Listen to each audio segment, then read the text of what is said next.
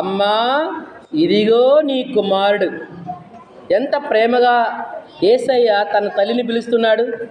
ఆ చివరి కూర్చున్న వాళ్ళు మైండ్ని ఇక్కడ కాన్సన్ట్రేషన్ చేయండి. యేసయ్య తన తల్లిని ఏమని పిలుస్తున్నాడు? అమ్మా, అమ్మా ఇదిగో నీ కుమారుడు. అంటే ప్రభు ఇంకా పరలోకానికి వెళ్ళిపోతున్నాడు. మరి తల్లి పేరేంటి? మరియమ్మ తల్లి. మరి ఆమె బాధ్యత ఎవరు తీసుకుంటారు? సహోదరులు ఉన్నారు. మరి వాళ్ళందరూ మరి అప్పటికి యేసు ప్రభుని ఆయన రక్షకుడుగా దేవుడిగా వాళ్ళు అంగీకరించారో మనకు తెలియదు. కానీ యేసు ప్రభు శిలువ యొద్ద ఒకే ఒక శిష్యుడు ఉన్నాడు. ఆయన పేరు యోహాను. ఆయన పేరేంటమ్మా? యోహాను. అప్పుడు యోహానికి బాధ్యత అప్పగిస్తున్నాడు. అమ్మా ఇదిగో నీ కుమారుడు, ఇదిగో నీ తల్లి అని ఆ యొక్క కుమారుడికి, ఆ శిష్యుడికి తల్లి యొక్క బాధ్యత ఇస్తా ఉన్నాడు. రెస్పాన్సిబిలిటీ, బాధ్యత ఇవ్వడం.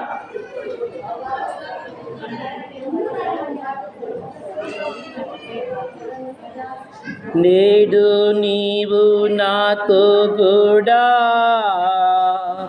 పరదైసులో నీవును ఉందువని బాస చేశావు అమ్మా.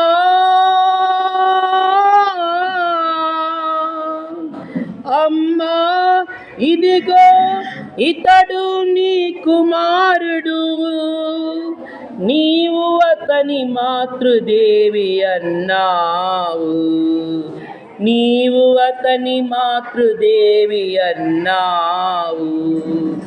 కలువరి గిరి మీద సిలువలో ప్రభువా విలువైన నీ మాటనే మరువగలనా?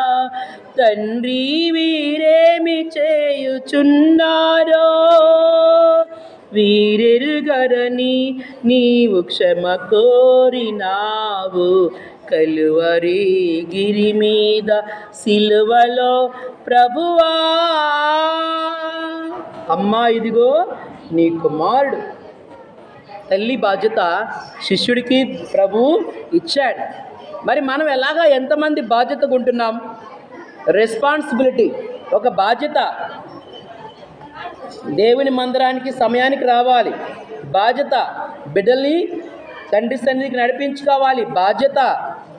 అనేక మంది సువార్త ప్రకటించాలి, బాధ్యత. తల్లిదండ్రులు గౌరవించాలి, సన్మానించాలి, బాధ్యత. ఆ బాధ్యత మనకేం బాధ్యతలు ఉంటున్నాయి? వంట చేసుకోవటం, ఇంటి పనులు చేసుకోవటము. ఇక ఈ లోకంలో పనుల గురించి బాధ్యత కలిగి ఉంటున్నాం. కానీ యేసయ్య నీ కోసం నా కోసం ప్రాణం పెట్టాడు కదా. ఆయన చెప్పిన మాటలు మనం జ్ఞాపకం చేసుకుంటున్నామా? ఆయన ఏం చెప్తున్నాడు? తల్లి బాధ్యత తన శిష్యుడికి ఇస్తా ఉన్నాడు. ఒక బాధ్యత. చూడండి, మనము ఒక రెస్పాన్సిబిలిటీ కలిగి ఉండాలి. మేము క్రైస్తవులం అండి, యేసు ప్రభు నమ్ముకున్నామండి అంటే సరిపోదు. ఆయన సిలువలో చూపిన ప్రేమను మనం ఇతరులకి చెప్పాల్సిన బాధ్యత నీకు నాకు మనందరికీ ఉన్నది. సో కాబట్టి ఇక్కడ బాధ్యతను అక్కడ ప్రభువు నెరవేరుస్తూ ఉన్నాడు. చూడండి ఎంతగా నిన్ను నన్ను ప్రేమిస్తున్నాడు యేసయ్య. ఒక రెస్పాన్సిబిలిటీ. ఒక గ్రామంలో ఒక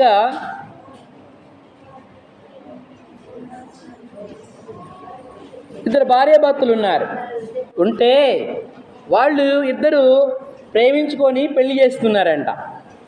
అయితే ఆయన పెళ్లి చేసుకోకముందు ఆ యవనస్తుడు తల్లి అంటే బాగా ప్రాణం, నాకు అమ్మ అంటే ప్రాణం, ఇక అమ్మ లేనిదే నేను లేను, అంత ప్రేమ తల్లి అంటే.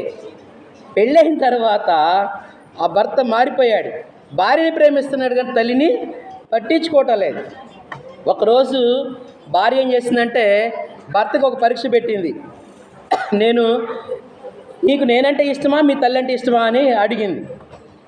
అడిగితే అరే నువ్వంటే నాకు ఇష్టం, నువ్వంటే నాకు ప్రాణం, నీకోసం ఏమైనా చేస్తానని ఆ భర్త తన భార్యతో చెప్పాడు. నిజంగా నా మీద నీకు ప్రేమ ఉంటే నీకు ఒక టెస్ట్ పెడుతున్నా, ఒక పరీక్ష. ఏంటి చెప్పాను అన్నాడు. నీకోసం ఏమైనా చేస్తానన్నాడు.